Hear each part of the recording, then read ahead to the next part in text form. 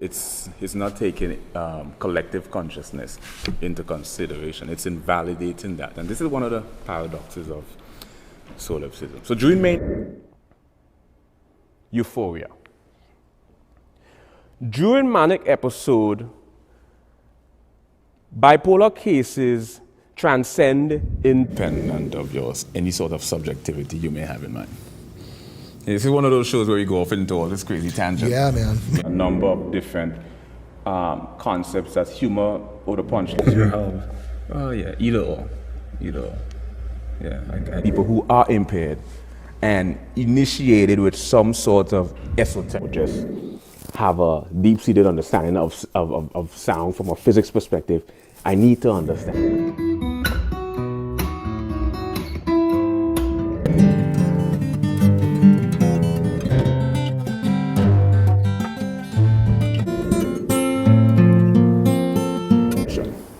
In music, you have also sound.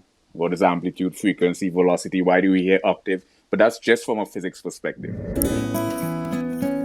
Like precognition, premonition, clairvoyance, retrocognition, lucid dream, extrasensory perception.